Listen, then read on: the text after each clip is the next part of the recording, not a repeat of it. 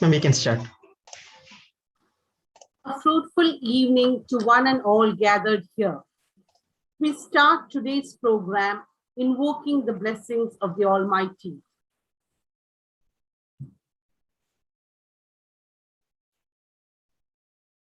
The United States of America, the land of opportunity, was, is, and will remain the ultimate destination for more than half of the world's population. James Adams defined the American dream thus, I quote, "Life should be better and richer and fuller for everyone, with opportunity for each, according to ability or achievement, regardless of social class or circumstances of birth," unquote. It is this hope and aspiration of a life of freedom and opportunity, a life of upward social mobility for family and children that attracts millions to America. The principal, management, and proactive IQSC under the leadership of Dr. Shaiju are ever enthusiastic in the development activities of the college. They are vigilant and aware of suitable avenues required for the evolution of both students and faculty. Today's international webinar on career and higher education prospects in the United States of America would make the American dream closer to reality for one and all gathered here. We have with us Mr. Bill Keys, an higher education professional specializing in international student and scholar support from the University of Sciences in Philadelphia. Our institution has signed an MOU with the University of Sciences in Philadelphia through the initiatives of Dr. Sinilal of the Department of Botany. Moving on to today's program, I invite our erudite and enduring principal to welcome today's gathering. Over to you, Jojo, sir.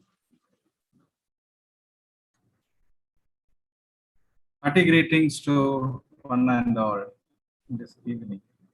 Fatima Mother National College has ever been a catalyst and a guide to all its students to attain their career goals.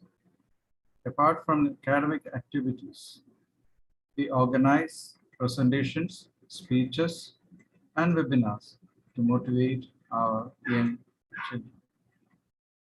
This week, we already had a very fruitful session by Mr. Sunil Curricular entitled Spice Up Your Career. He dealt with students' readiness to take up challenges in life as well as in their career. Now we move beyond borders. Today we have Mr. Bill Keys, Program Manager, International Student and Scholar Services, University of Philadelphia, USA. Enlighten our motivated students. He will talk to us on the topic career and higher education prospects in the United States of America. Mr. Bill is associated with our college since 2019, Fatima Mother National College and the University of Sciences has entered into an MOU, as Dr. Claire already mentioned, for mutual cooperation, especially in the biological sciences. As a true friend of Fatima, I warmly welcome Mr. Bill Keys to this webinar session. Thank you so much, Dr. Jojo, and thank you, Dr. Clara. And I want to extend my thanks also to the entire IQAC team that has invited me to participate today and to share some information. It's a pleasure to join you from what is a sunny, pleasant morning in Philadelphia right now. So yeah, I think we will get started if I can share my screen. Just a minute, Ms. Bill, let me complete. Yeah. Sorry. Oh, I'm so sorry. Go ahead. Reverend Father Anil Jose, the manager of the college, and Reverend Father Dr. Abhilash Gilgare, the pro manager of the college, are with us for every activities of the college. I'm extending a very warm welcome to Reverend Father at this international event. Now, to name Vice Principals, Dr. Cynthia Catherine Michael, Dr. Emma Shelley, Deans, and the whole college is listening to Mr. Bill Hicks. IQAC team is a fuel of all our activities in the college. I extend a hearty welcome to Dr. Shaiju, Dr. Sijin, Mr. Nibin, and all the members of the technical team. All the head of the departments, faculty members, well-wishers, especially all the students who have joined this session this evening in India, and all the stakeholders are very fondly welcome to this important session of the college. Thank you. Thank you very much. Over to Mr. Bill. Thank you. Okay, thank you. And sorry for jumping the gun there, as they say. I will share my screen and I will start presenting. Can you see my screen okay? Yes, sir. Perfect. Yes. Okay, perfect. Well, once again, thank you for having me today and for attending to listen to some of the advice and information I have to share. So my name is Bill Keys, as has been mentioned, and I've been working in higher education in the US for about half a decade, the past 5+ years now, working with international students and international scholars, and learning about the US system of higher education myself, because if you cannot tell from my accent, I am actually a Britisher living in the USA. So I also have kind of an external perspective on the higher education in the United States, which helps me understand it a bit better in some ways, I think, too. So in terms of the scope of this presentation, because there's so much information to cover that can be quite helpful for students who are considering studies in the USA, I will give kind of a brief overview of what I think are some of the more important things to know when you're considering your studies. So launching right in, actually, first I'll mention my email is here. So if any of the students listening have specific questions about things that I don't touch upon and that we don't have time to get to at the end, you are welcome to reach out. I might not be able to advise on everything, but I can share resources or point you in the right direction. So the first thing I'd like to talk about briefly is the application and admission process. So throughout the talk, really, I'll be focusing on postgraduate studies, so master's level and PhD level studies. If people have questions about coming for bachelor programs at the end, I'm happy to speak to that. But I think, most students coming to the USA from India tend to do so at the postgraduate level. So let's talk about the admissions process and general requirements. And I'm going to talk generally about applying and seeking admission to universities across the US. And I'll try to give some examples that are specific to my institution, University of the Sciences, along the way, because they can be helpful in showing the particularities of how schools do things. And when I say school, in the USA, people refer to universities or colleges as schools. So forgive me if I say that a lot, but that's how we refer to colleges and universities here. So the general requirements that students will find when they're looking for postgraduate study would start, of course, with submitting coursework and degree copies from any undergraduate degrees taken previously. So usually most schools will need not just the official transcript, but they will need it to be submitted through a transcript evaluation service. So this means that you send it to a company that then checks your grades against the US GPA system and then sends the university you're applying to an equivalency for your grades that you've earned at undergraduate.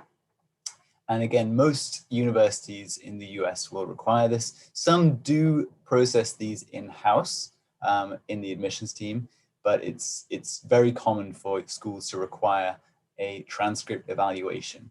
The most common service that students use is called World Education Services, WES. I'm just going to have a look at the chat real quick. oh, I can be a bit louder if you like, that's fine, yes.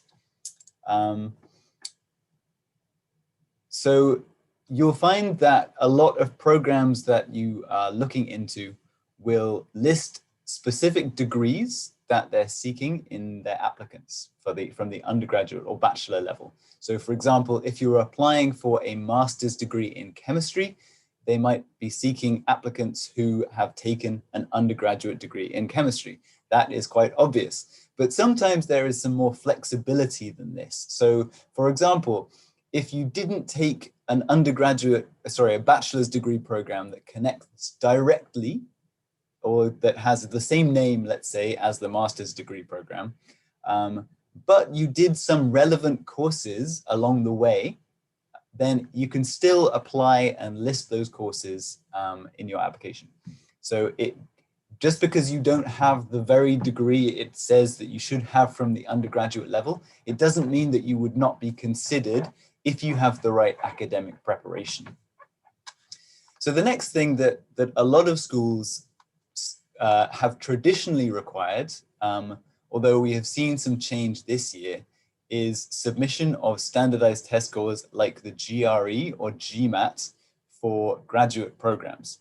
Now, I will say COVID-19 has changed this a great deal across the US because obviously students across the world have not had an easy time applying for GRE test dates because a lot of centers that offer them have been closed. So what we are finding across the US is that schools are starting not to require GRE or GMAT scores anymore, or they make it optional. So it's a great idea to take a look at the requirements per program at a university to see if the program you're looking for requires a GRE score or not. And at University of the Sciences, for example, most of our programs do not, but there are 2 programs that do require a GRE score still. So it's not as easy as saying this school does not require them at all because they might have a difference depending on the programs. You find at the postgraduate application level, there is a lot of power that sits in specific academic departments in determining the academic requirements for their programs. You will also find, if you're interested in scholarships, that a GRE score or a GMAT score might give you a competitive advantage. So it's something to think about if you are really keen on getting postgraduate funding. Anything you can add to your application that shows that you have really excellent capabilities, then it can be worth it, especially if maybe you don't have the type of coursework at the undergraduate level or the work experience that might otherwise help you get that funding.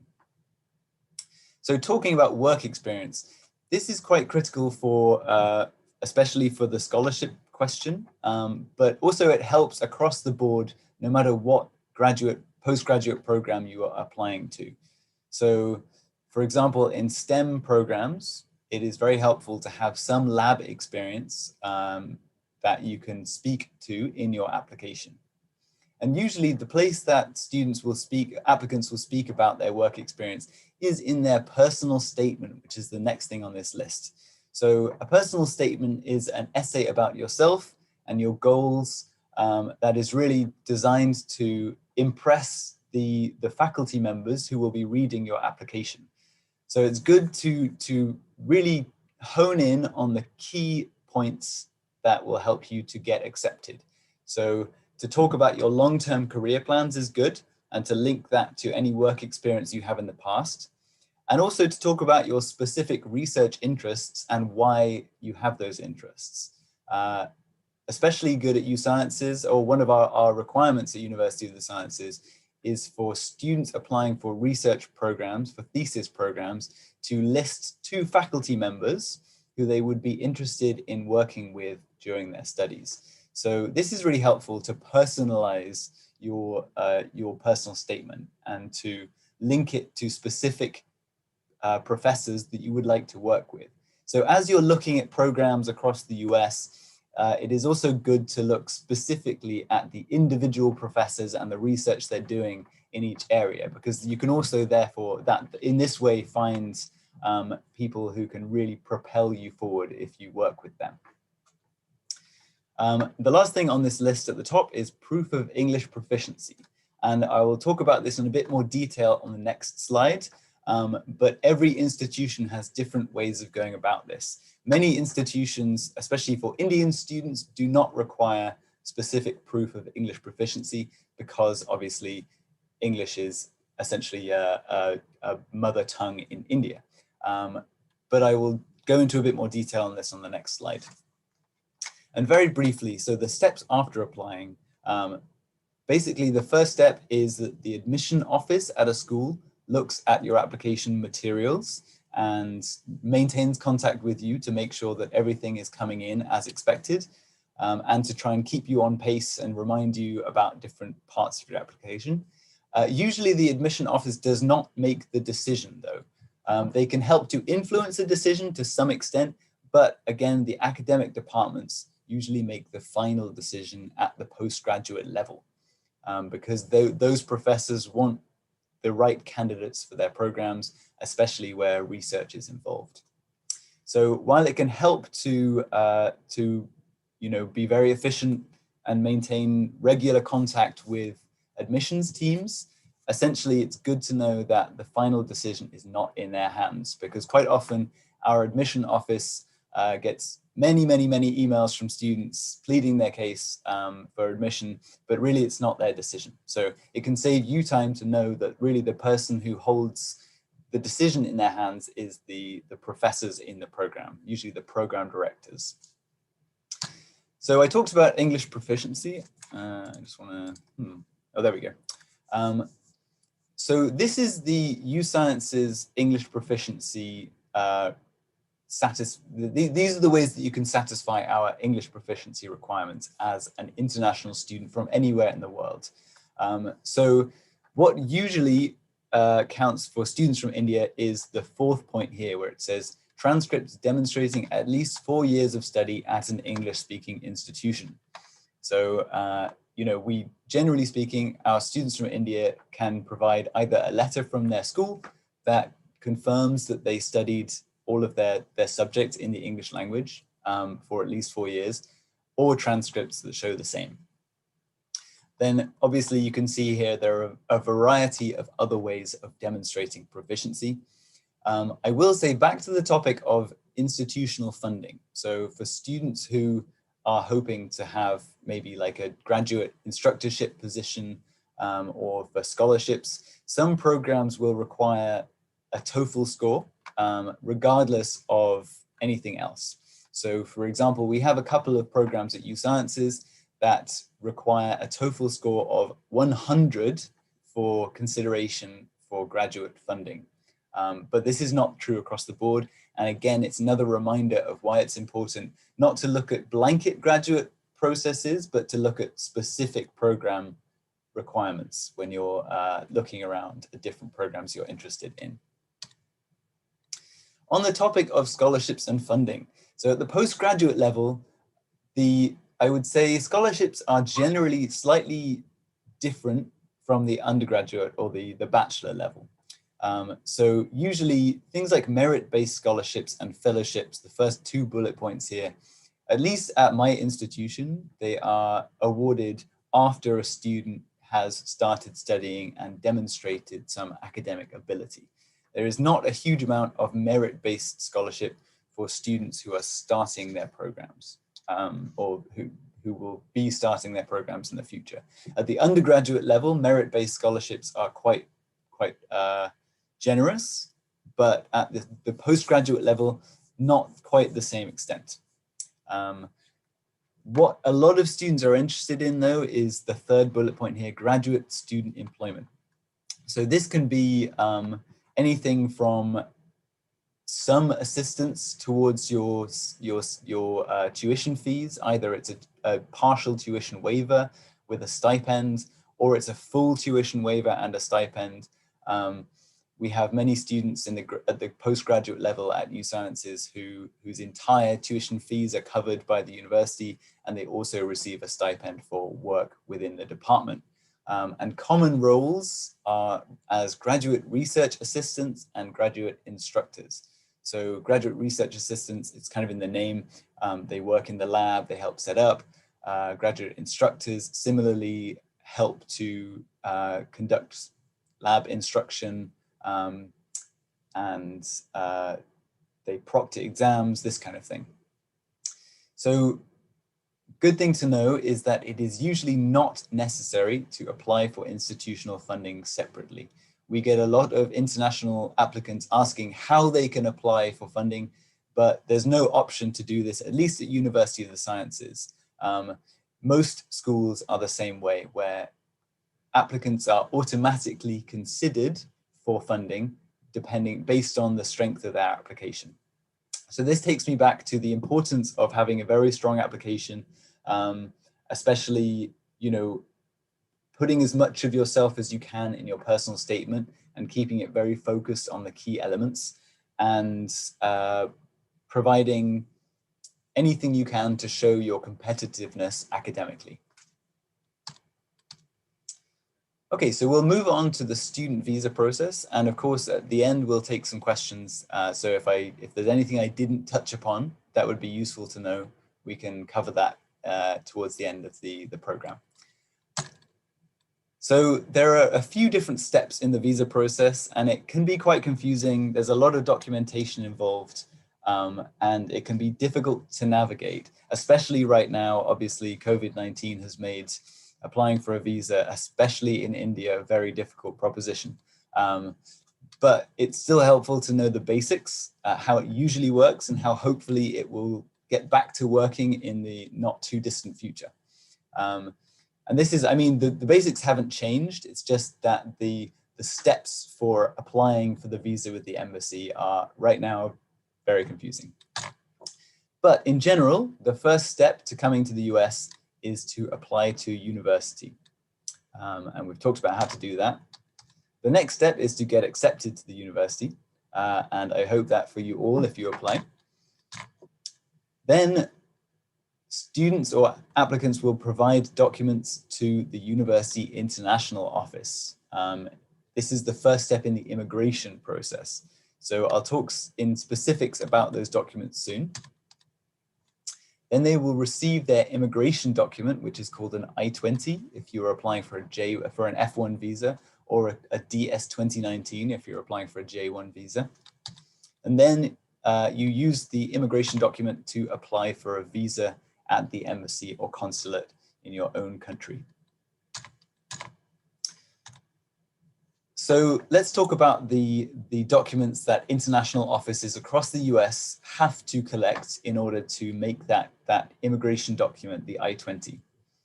So if any of you have been through the visa process before, you will be familiar with the fact that embassies are very, they emphasize the importance of financial support.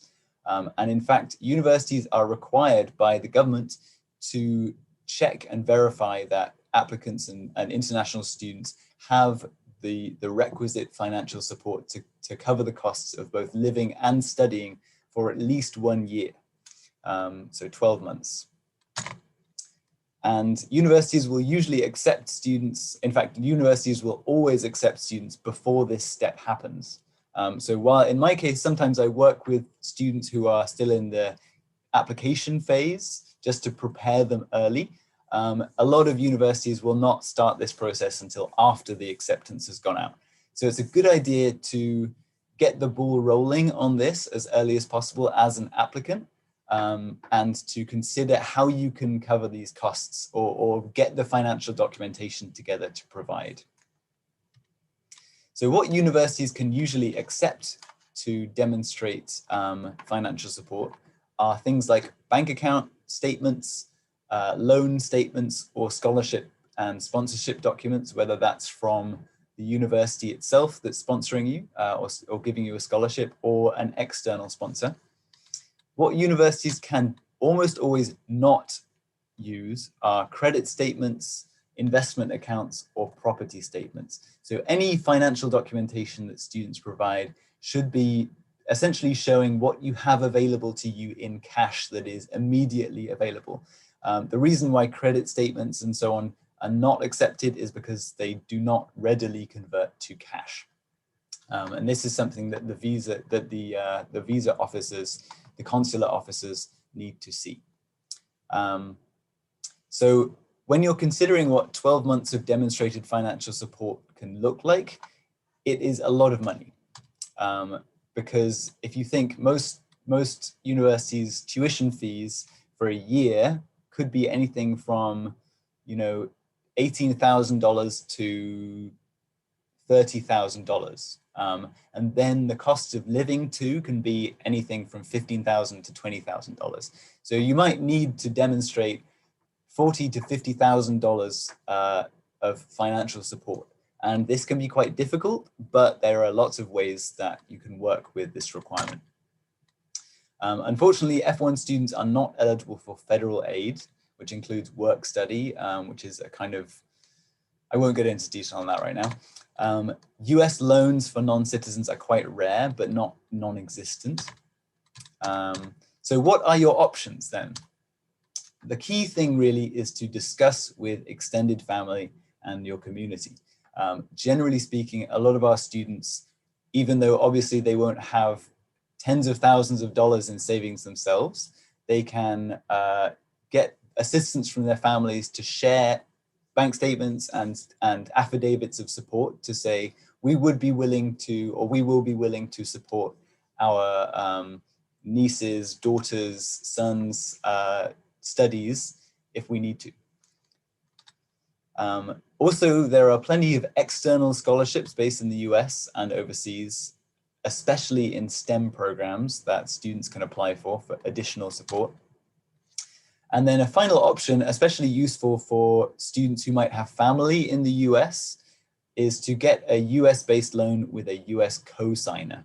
And actually, there are some interesting things happening in the world of financial technology. I feel like this sector has woken up a bit to the needs that international students have to access funds to help their studies and careers. So in the next few years, I'm sure there will be much more available in terms of loans that will be available to international applicants. Let's talk briefly about the visa interview itself. I know this can be a very anxiety-inducing event for many students, especially because US consular officials have little time and much discretion when they are making their visa decisions. I think something like the average for a visa interview is about 2 minutes. So it's a very short time that you have to convince someone of your eligibility to come to the US in. And when I say much discretion, that means that the person you're talking to has a lot of power and ability to say yes or no to your application. So if they deny a visa, there really isn't much oversight. Well, there's not much oversight. They don't have to explain themselves in great detail as to why they did. So it's not like you can appeal and take it all the way up the chain to the Secretary of State of the US and say, I should get this visa, but I'm being denied it. So it really helps to have your ducks in a row, as they say here, to be prepared for the visa interview. So visa officials primarily judge applicants based on a couple of things. There are a broad array of criteria that come into play, but the most important ones frequently are cited as financial support and demonstrating intent to return to your home country. So we talked about financial support. It's very important to prove as much financial support as possible. So when students get their I-20, they will notice that on the first page, it has a section that shows the costs or the estimated costs of study and living in the US, and the amount that they demonstrate should match that or exceed it. It is good to exceed that amount, because if you only demonstrate just about the same amount, visa officials might say, we don't think that you're going to be able to afford the cost of study in the US. And they can request to see more than 12 months of financial support. I know at some embassies around the world, they want to see several years of financial support ahead of time, which again, it can be really hard to do, but it's key just to think, how much can I scrape together to show that, you know, I have the support behind me to help me get a visa. The second thing here is the intent to return to your home country. So the F1 visa is confusing because it does provide a pathway to stay in the US in one sense, in that students can stay after they graduate to work, and then they can be sponsored while they're in the US to change their visa status and work for a longer time. But the way that a visa official views it is that the F1 visa is a non-immigrant visa, that's its name. And so that means that they expect students will be returning to their home country after they finish their study and maybe the work in connection to the F1 visa. So it's important to be able to speak to that. So my advice for applicants is to be prepared and to practice beforehand, knowing that you have very little time to make that person, to convince that person that you will be a good bet to come to the US. It's very important to stick to the truth. So, you know, if they ask you if you have family members in the US and you do, you should of course say yes. And it's not something that anyone would hold against you to have family members here, but when someone asks you a question, sometimes you can get very up in your head about why they asked, and it's easy just to say, no, I don't have any family, even if you do. And in terms of, you know, if your future plans involve, if you would consider the option of staying in the US longer term, that's fine, but you should not talk about the fact that you want to stay in the US forever and change to an H-1B visa and that kind of thing, because again, this is a non-immigrant visa interview. So they are expecting you to return to India after you graduate. So you should have some kind of plans that would involve that too. And then of course, the last thing is to bring all the necessary documentation and anything they could ask for. So obviously proof of your acceptance to the university you're going to, your immigration document, the I-20, your financial support documents, anything else like that that would help make your case. Okay, so I was informed that it would be helpful to talk very briefly about accommodation for students who, let's assume you applied, you got accepted, you got your visa, and now you're thinking about the practicalities of coming to the US and settling down, settling in. So for students who are planning, you know, their accommodation, there are a couple of options that universities usually talk about: on-campus and off-campus accommodation. So on-campus is usually for students who are taking their bachelor's degree. Many universities have options for graduate students, but there are some limitations in that usually these accommodations are not available in the summer months. So it can be tough because you're putting down money for a year to live in this housing, and it may not be available year round. So generally speaking, here's a nice photo of our U Sciences, one of our U Sciences on-campus residence halls. It's a lovely building. So what we generally recommend to students is at the postgraduate level is to live off campus, mainly because it's more affordable than on-campus housing, and there's a lot more variety. So students, if they opt for off-campus housing, usually they will find this accommodation on their own. Many universities, my university included, have searchable websites of different listings of off-campus housing. And then if you're coming to bigger cities, there are usually many websites that you can help to find either individual apartments or houses that are shared between different students or young professionals. And these can be great places to live for graduate students too. Generally speaking, people in my kind of role at universities will advise students on this too, and the different options that are out there. So accommodation is one major thing to think about before you arrive. A couple of other things that I would mention but haven't made a slide about are banking. It's very important to think about what you want to do with your money and how you want to facilitate that after you arrive. Usually I advise students to open a bank account as soon as possible. And there are many different transfer startups, well, not startups anymore, but quite established companies that help students and, well, anyone living abroad to avoid hefty transfer fees that banks tend to charge. So these are good things to think about. Accommodation, banking, those are the big two, I would say. So after you've arrived in the US, let's say you've come, you found your house and you've started classes, there are some really key things to think about. And we'll talk a bit more about a couple of these as the session goes on. But I find it's helpful for students to know these general rules ahead of time when they're planning their studies, because there are a lot of misconceptions around what is an option for students while they're here. An easy one is to maintain a valid passport. The passport should not expire while you're here. And if it does, it should be renewed as soon as possible. Demonstrating financial support. So you may be asked at any time to prove that your studies, that you can afford your studies. This is important. Students have to register with their international office every semester. So it's very key to keep an eye out for emails from the international office. Students also have to report any changes to their personal or academic details to the international office.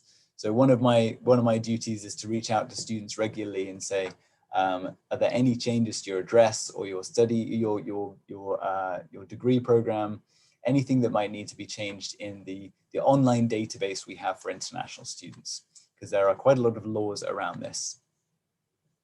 International students also must enroll full-time every semester. There's a little asterisk, little star by this, because there are a couple of exceptions. I won't go into them right now because they're not very relevant, but it's good to know that full-time is required for international students. So it's not possible to be in the US and take a semester off and stay here, or to drop to like 3 credits in a semester because you don't want to do a full course load of study. And a full course load means at the undergraduate level, at least 12 credit hours, at the postgraduate level, at least 9 credit hours. So it's quite a lot of class time that is required of international students. Students should also make normal academic progress, which basically means that you should complete your degree on time. And probably the most important one, and one I'll talk about a bit more, is not working without authorization. There are many, many rules around what is permitted for international students in terms of work, and what is not. And there are significant limitations. So we'll talk about this now. The easiest type of employment for international students is on-campus employment, which includes things like graduate research assistantships or graduate student instructorships. So for this kind of work, no official authorization is required. Students can work part-time up to 20 hours during the semester on campus, or full-time during any breaks in study, like during the summer. On-campus employment includes any roles that are in campus departments or in commercial businesses that serve students. So an example of that would be a cafeteria or maybe like a coffee shop on campus. The next thing I'll talk about, and this is something that many students are aware of generally before they start, but there exist many misconceptions around how it actually works in practice. So one option for off-campus employment authorization is called Curricular Practical Training, or CPT. So key to remember with this is it's a type of authorization. So CPT can be used during your studies. The key thing to remember is that CPT, the authorization for work, the work must be required for completion of the program, the academic program, or it must earn academic credit. So this is often misunderstood. People sometimes think CPT is just authorization to work without any kind of strings attached, but the government is very clear on how it should work. So authorization for this is required from the International Student Office, and it is only occasionally permitted for non-required practical experience. So let's say If you are taking a PhD program and you have the opportunity to work at a lab off campus, the international office might permit you to do CPT, even though it's not required by your program to do. The other problem with CPT is that if you do more than 12 months of full-time CPT, and that is only CPT that is more than 20 hours a week, this takes away your ability to work after graduation. So students have to be quite careful when they're considering using CPT. The next thing I'll talk about that is much more frequently used is optional practical training, OPT. This can be used during or after studies, and most students will save it until after they graduate because it gives you 12 months to work after you graduate, and it opens the door to other options too, which I'll talk about in a minute.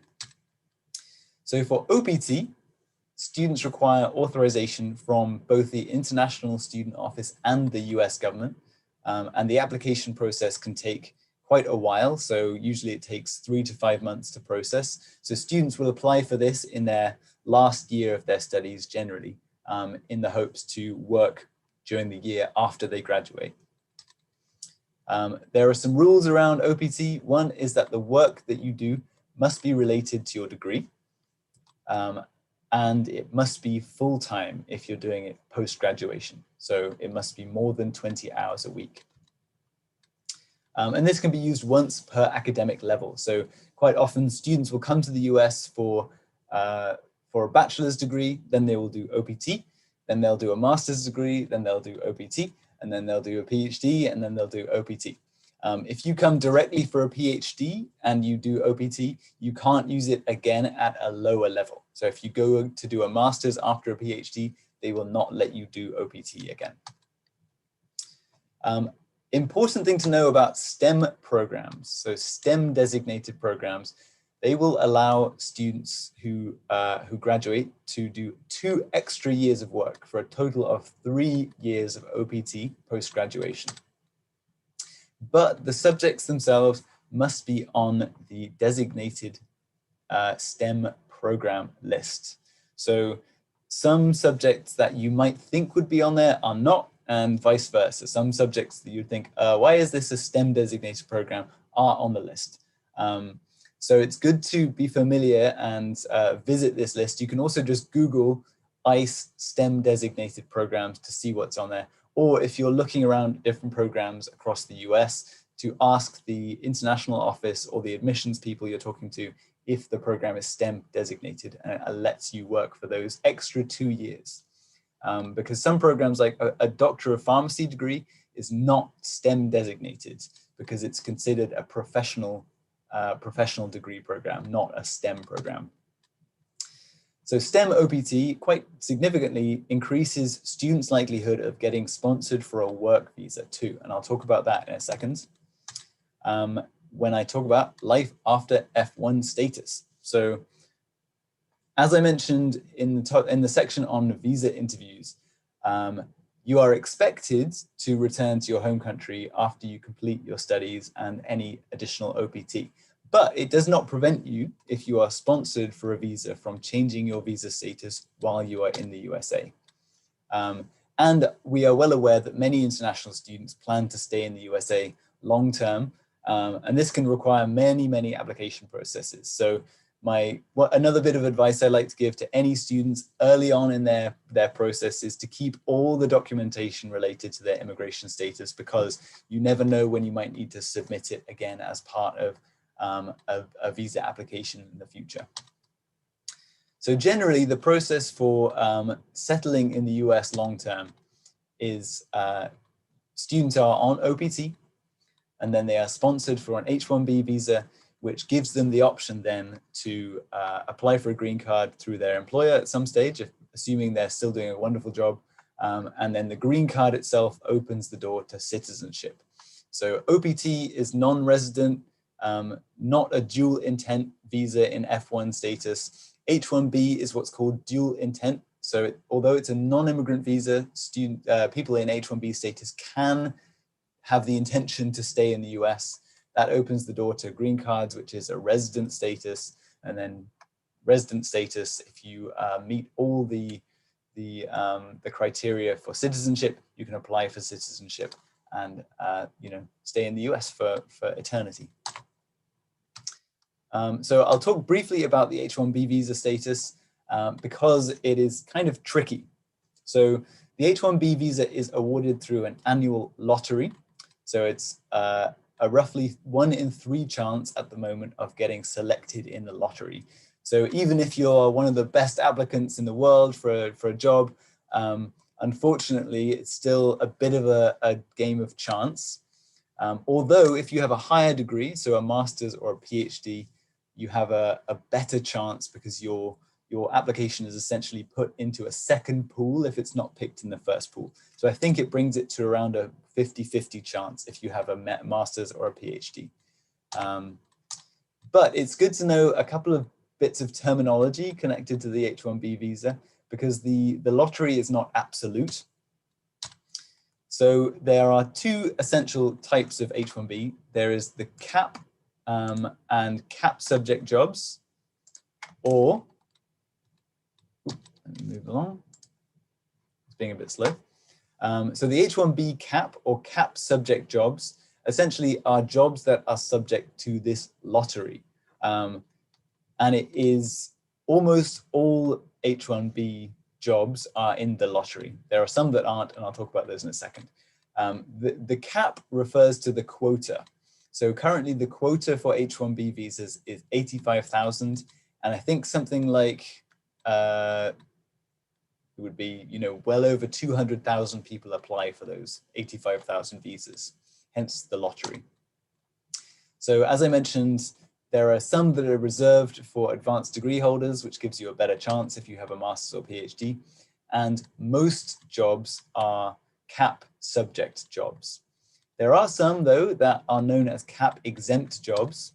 And these are jobs that do not fall under the cap. They are not subject to a lottery. So applicants are essentially, as long as they meet the criteria for a cap exempt job and have been awarded that job, they do not have to worry about their chances because they will get the visa provided they have followed the rules of their previous visa status.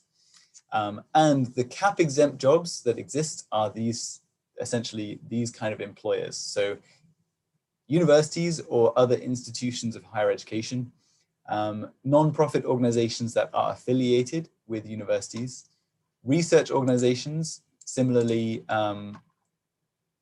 that are related to higher education institutions, or government research institutions. So when I say the cap, I just saw a question in the chat. The cap means quota. The cap is like the lid on the number of applications or H-1B visas. So the number of H-1B visas we say is capped at 85,000 because that's the maximum. So cap subject is jobs that fall in those, for which applicants will need one of those 85,000 visas. Cap exempt would be any jobs for which applicants do not need you know, a lottery visa. So if you were applying for a job, let's say you did a PhD degree in biology and you find an amazing opportunity at a pharmaceutical company that is a private company, then that job would require that you have a cap subject H-1B visa. But if you decide, actually, I'm going to stay in a university setting and work in a postdoc role in a university, then because it's one of those employers that does not fall under the quota, you would be cap exempt. You would not have that competition. You would not have to worry about the 1 in 3 chance of being picked. There are quite a lot of good explainers on the H-1B visa online. There's also a lot of disinformation online though, so you've got to be careful. I would say some of the best places to find more detailed information about H-1B visas are the websites for certain immigration attorney practices in the US, because they will also provide helpful updates on you know, the changes between the administrations, because there's a lot of, you know, there's a lot of hope that the Biden administration will create more H-1B visa jobs, or at least allow for a larger quota of H-1B visas, and that it will make the green card process easier. So I would advise anyone who's thinking this long term to take a look at some of the information that exists on those immigration attorneys' websites. All right. Sorry, my slides are moving slowly. We'll see if I can get to the next one. Okay, so I can't talk in too many specifics about the careers you can follow, because so much of it is dependent on variable factors.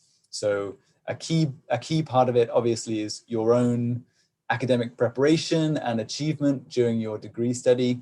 Another key part of it is the network you make and the contacts you have. These are important everywhere. If you know people who work in companies, or you have well-connected professors, then you are more likely to get a job than if you don't talk to anyone for the whole time you're studying.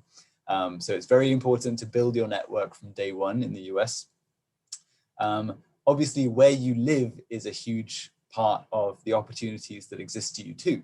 So this is why I have this slide. This is the beautiful Philadelphia skyline. And these are some facts we like to share with our with prospective students about Philadelphia. And the reason we share this is because obviously the location that you study in is a key part of your prospects once you graduate in finding a job. So in the Philadelphia area, for example, we have more than 100 hospitals in 15 major health systems, health networks. We are home to the second best children's hospital in the USA, which is the Children's Hospital of Philadelphia. There are 7 medical schools locally, and more than 800 life science companies. I think we're also within kind of like a 2-hour drive of 75% of the major pharmaceutical companies' headquarters in the US. So this part of the US, the Northeast, is a great location for anyone thinking about a career in health sciences specifically. So I guess the last section of my talk will be about the choices that you make, not just when you're thinking about where to go, but also the type of program that you're looking at. And I was informed that it would be good to talk a little bit about research. Not having done scientific research myself, I don't want to talk too much about something I don't have that much familiarity about, but I can talk about the opportunities and the things to look out for as an applicant. Obviously, research programs are very popular because they help to give students that competitive edge that really doesn't exist in programs that don't have that component. So if you've done cutting edge research and you can show your publications, you can talk about how many presentations you've given. These are really important ways to get ahead in the world of work. And in fact, many visa statuses, there are several green cards categories, as well as the O1 visa. These are different ways you could get to permanent residency, which require that students, excuse me, the applicants demonstrate things like publications or really just above and beyond skill in their fields. And research is the way to do this, really. So it's a good idea when you're looking at programs to check what research means in each program. So not all graduate STEM degrees will actually involve research, even if they might involve research skills. So you should, a key bit of advice for postgraduate applicants is to check the actual syllabus details of the program they're looking at to make sure that you will not only learn the skills and information you need, but you'll also have research as a component part of your degree. So the way it generally works, let's say you're here for a PhD program, you will usually sometimes as early as your first year start doing lab rotations, which means that you spend time in different labs with different professors who are working on different projects and using different technologies to do so. So this not only gives students a great learning opportunity to develop general skills in the lab, but it also really helps students to pick what they want to devote themselves to research for the rest of their PhD or master's program. And I think lab rotations are for a few semesters. I would need to double check that, but you can also find this out in university catalogs and program details. And then, the way it works from there is that a student then requests to join the lab of a specific professor, and hopefully they get accepted to that lab to do whatever that project is. So in thesis programs, the research will be focused on a specific topic, and it will provide you the opportunity to make different publications along the way and poster presentations. So at U Sciences, we have an annual research day, and there's a picture of this here at the bottom right. Students present on their work. We have alumni come to campus and visit, and we have people who from different employers come to campus for research day to learn about the kind of research that students are doing. So these kind of opportunities are really excellent for getting ahead, but also just to get some practice vocalizing what you're doing and sharing it with the public. A topic on, just a point on non-thesis programs. So a lot of students understandably are interested in non-thesis programs because they don't necessarily, especially at the master's level, keep you pinned down to one specific thing for so long. So many master's students will be interested in a non-thesis program because they want more general skills. And many non-thesis programs, if they talk about research, they may also just teach research skills and how to use technologies. So it's good to check on that. We do, one example would be like our bioinformatics program at U Sciences, which it doesn't have a research, it does involve research, but they frame it as a capstone course at the end. So a capstone is kind of like a thesis, but like a mini thesis where you're doing some work towards an independent project, but it's not for publication.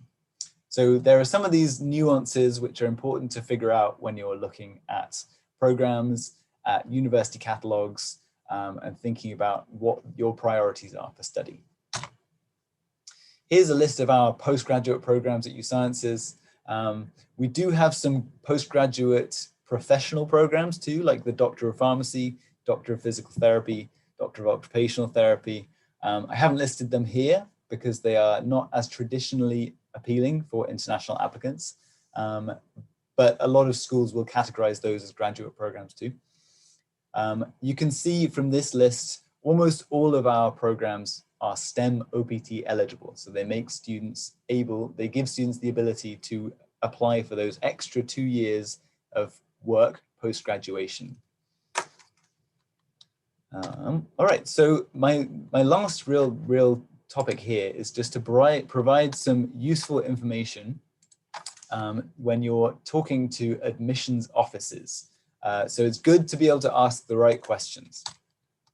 So I'll give some examples of what the right questions are.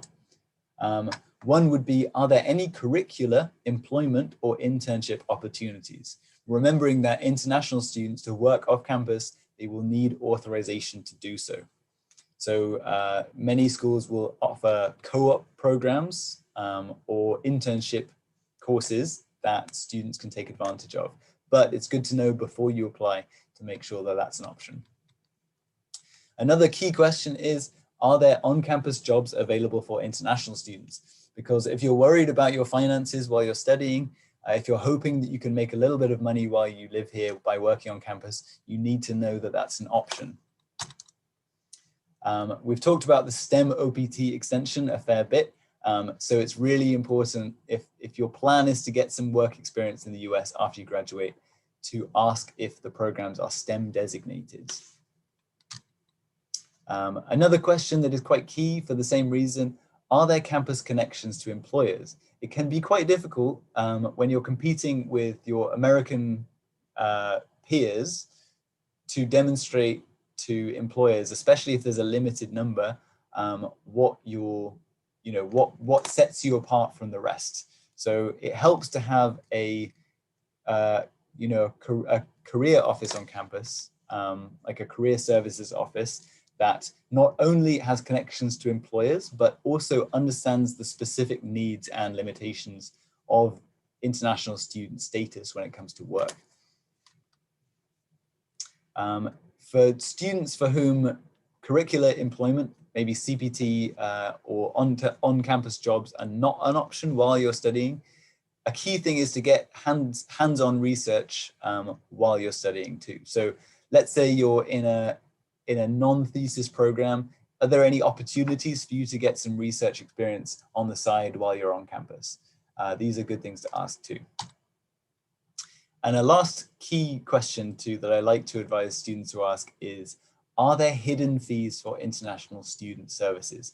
Because there are many schools that do charge international students extra, and this might not be obvious from the outset. So University of the Sciences, my university, does not charge any extra fees for international students, but there are schools that have like a semesterly fee or that charge fees based on services they provide. So if they advise you on, if they help you with an OPT application, they might charge you for that. Or if they issue a new I-20, they might charge you for that. So it's good to ask these things ahead of time too, especially if you're trying to calculate your budget. So that is it from me. I've talked a lot, and I hope that it was useful to this point. I will check the chat and see if there are any questions. So, sorry, Dr. Clara, please go ahead. Okay. So dear participants in today's international webinar, first and foremost, a word of gratitude to Mr. Bill Keys. I think you answered every question, every nitty-gritty detail of admission to universities in US and what they do, how they get there, and I mean, where they stay. From very simple questions you have answered. What are their opportunities, especially students of STEM, OPT, CPT, all these things were explained very clearly to the participants. And on behalf of Fatima Mother National College, Autonomous Kollam, I extend my heartfelt gratitude to you for having this session with us. There will be an official vote of thanks, but still, I felt that you answered every question a student could raise regarding the admission process to a university in US. Now, dear participants, you have the option of interacting with our esteemed resource person, and I request you to post your questions in the Q&A box. So your questions will be taken up and Mr. Bill Keys will try to answer them to the best of your interests. So participants, the time is yours. You may avail of this wonderful opportunity. And there is a question in Q&A box. So I see a question in the Q&A box. It says, hello, can we have wider opportunities in zoology and marine biology? So there are many programs that specialize in zoology and marine biology across the USA. Again, I would say the most important thing is to do some independent research and reach out to those schools for their specific admissions requirements. I think the schools that I've found specialize mostly in marine biology, unsurprisingly, are coastal schools. I think, if I recall, the University of North Carolina maybe has programs that specialize in marine biology. My school itself does not have either of those programs, but there are many across the US. So I see another question that says, can you advise about the visa? Also, how many years stay back will we get? I'm not sure I understand the question on the years of stay back. Dr. Clara, do you know what that student might be asking?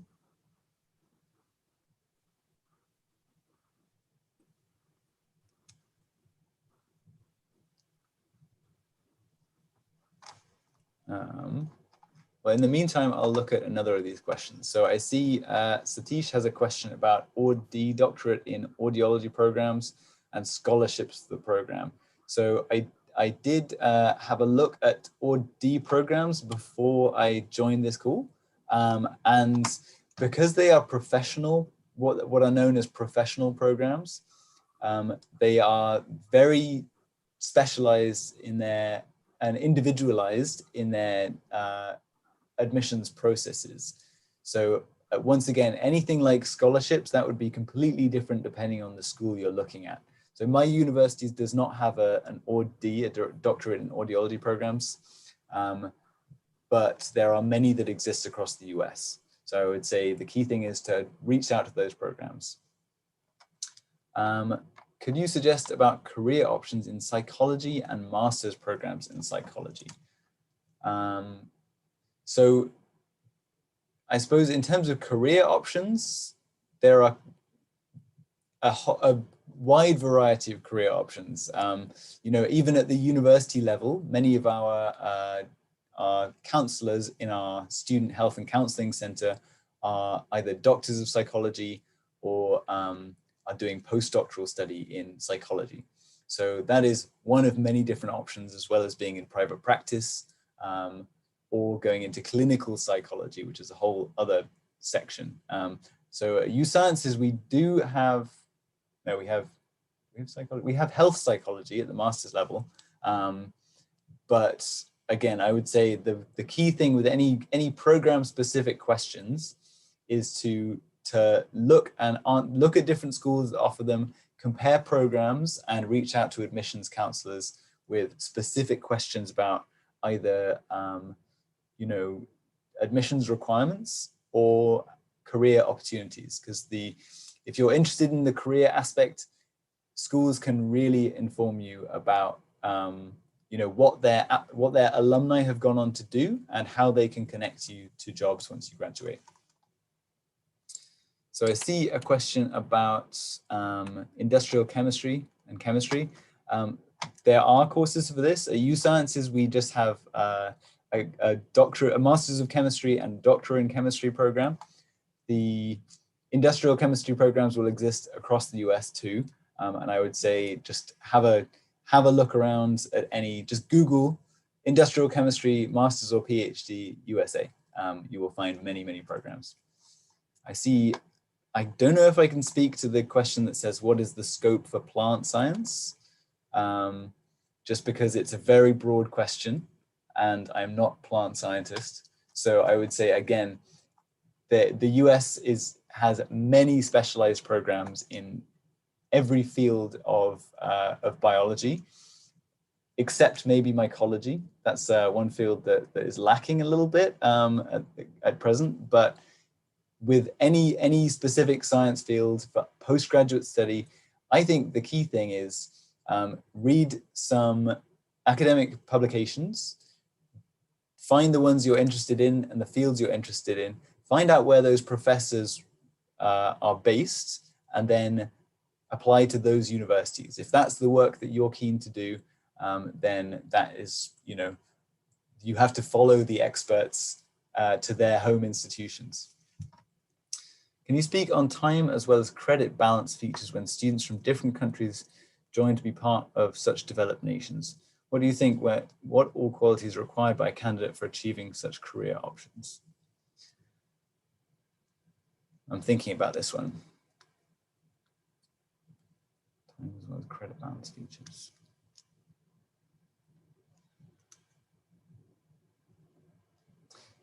So if you're talking about how your time and credit balance will apply to a career, which I think maybe is the gist of your question. So when you're asking what the qualities are required by a candidate for achieving a career, I mean, the qualities that are required for acceptance into a program really are both strong academic backgrounds and clear vision for what you want to do with your degree, as well as any relevant experience. And the same is very true of career options. So the more, the stronger your resume or your CV, the better options you will have once you graduate.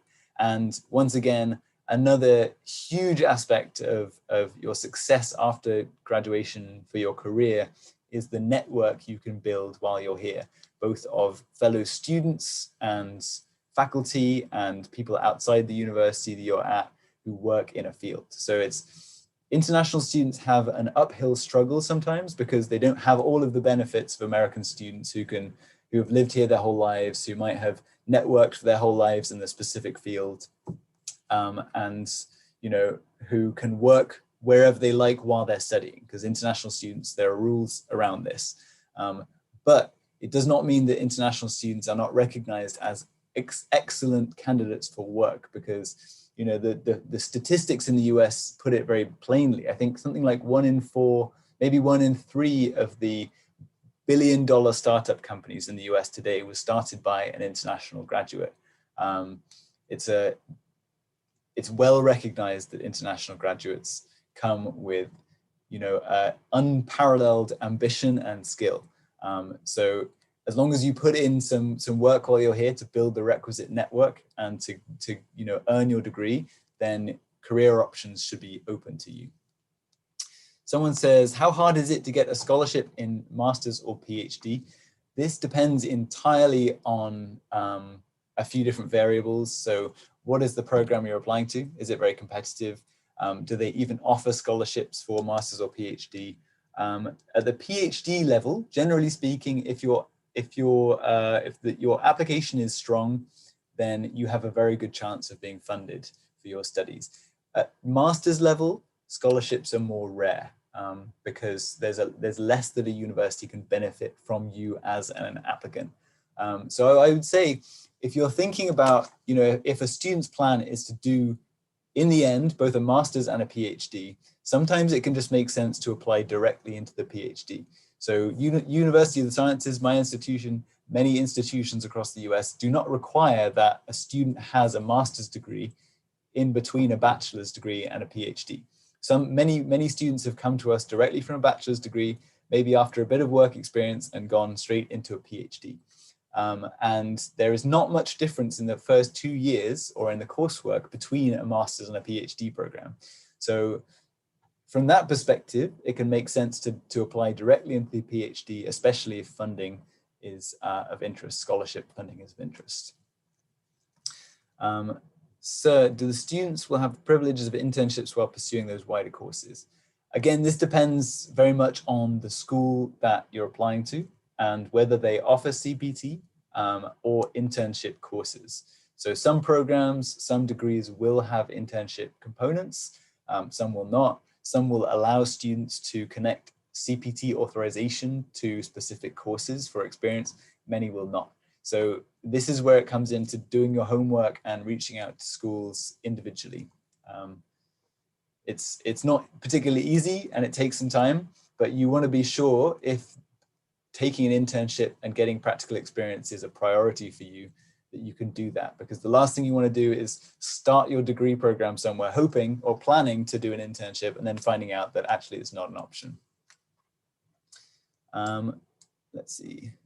So I did see one question in the chat which said, sir, if we get our acceptance for PhD in a university before completing our postgraduate in India, will they allow to send the mark lists late, or will it create any problems to our admissions? So it can only create a problem for admissions if the mark lists will come after the deadline for faculty to make their decision on admission. So generally speaking, if you are applying to start in the fall semester after you've finished your previous program, the fall semester faculty will usually hope to make all their admission decisions at least a month or two before the fall semester starts. So it depends a bit on institutions in India, how fast they can get their mark lists over, and how long the transcript evaluation process might take too. So it's a bit of a hard question to answer. Generally speaking, there is some flexibility on this side. If you're a candidate that otherwise on paper looks great and they would love to have you in the program, quite often they might be willing to be a bit flexible with their deadlines. Okay, and then another question said, sir, how can we approach the university for admission? So for my university, for example, you can reach out to most universities. If you go to their website, they will make the admission process very clear because they really want you to apply. So if you Google any university you're interested in, they will show you, they will say graduate admission or undergraduate admission. So we refer to postgraduate as just graduate for master's and PhD. So you can click on that, or you can look up the specific programs, and they will also show you the admissions requirements per program, and maybe the faculty members in the program too. And that's a key point, is it's probably best to look for specific program information than the general information for a whole university, because then you can find contact details for the professors, and it can help to contact the professors to find out more information about all these things we've talked about research, about connections for employment to alumni, you know, and also make a personal impression on the professor themselves, because if you are a great candidate, it helps you to make a connection to the professor and kind of sell yourself a little bit to show that you would be a good student candidate. That being said, you don't want to bother them too much. So if you have something to ask or something to share, make sure it's concise and to the point, because they will be, if you're applying, they will be making the decision on your future.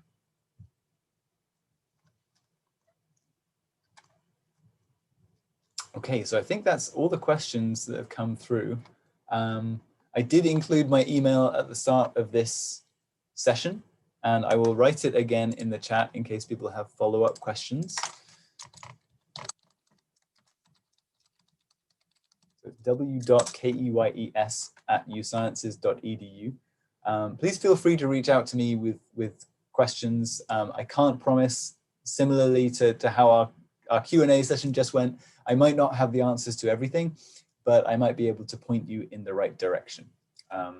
So with that being said, thank you again for your time. It's been fun to be here, and I look forward to continued friendship and communication with Fatima Mata College and the IQAC. And yeah, is there anything else that the IQAC or Dr. Clara, Dr. Jojo, you would like me to speak to? No, there's just a vote of thanks by one of our members, just 2 words. I would like to invite Mr. Nebin Nelson, faculty of the English department and the placement and training officer of our college, to propose the vote of thanks. Mr. Nebin, over to you, ma'am. Thank you. And like, I know it's like the old retro style. It's my responsibility. But yes, I take this opportunity to thank Mr. Bill Keyes, our speaker for tonight in regards to India. And I know it's really fresh and early there. And great insights. Thank you for taking out time to have a well-prepared PPT where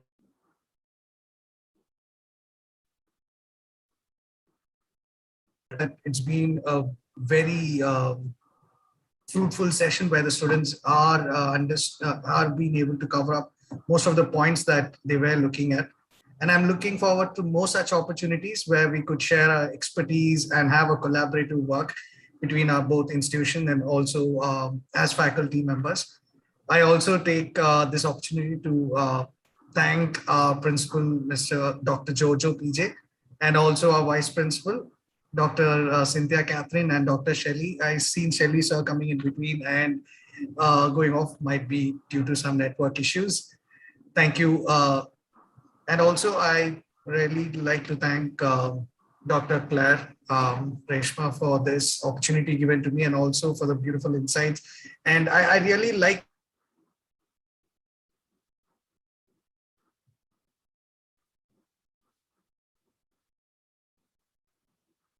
to thank our powerhouse, includes Dr. Shaiju and Dr. Sijin of our IQAC team, and making this opportunity fruitful. And especially a hearty thankful gratitude to all the parents and students who joined us tonight and were able to receive a lot of insights. I know today it's in regard to US, and we are sure to give more opportunity on different countries where, you know, all your dreams can come true, and all your doubts and clarification, all those you know, issues that you have in between, and we as an institution will be able to sort out all the issues for you. I thank you, each one of you guys, for being a part of it, and I thank you all. Dear participants, please do fill in your feedback form. That's mandatory for your certificates. Participants, please fill in the feedback form. Yes, the feedback form link is in. So I request all the students and participants to fill in. It would help us improve further.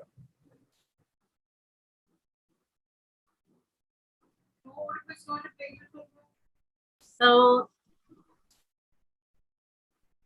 thank you so much, Mr. Bilkis. It was a pleasure having you with us. It's a pleasure to be here. Thank you so much. Have a wonderful day today. I hope you do. I wish the same to you, and I thank you again, everyone, for joining, and my best wishes from the United States. Take care. Judges, sir. Yeah. Thank you, Mr. Bilkis. Yeah, we will continue our collaboration through the MOU and all. Okay, thank you. Thank you for joining us and sharing your expertise with the students. Thank you. Thank you very much. I appreciate it. Thank you. Thank you, Kings.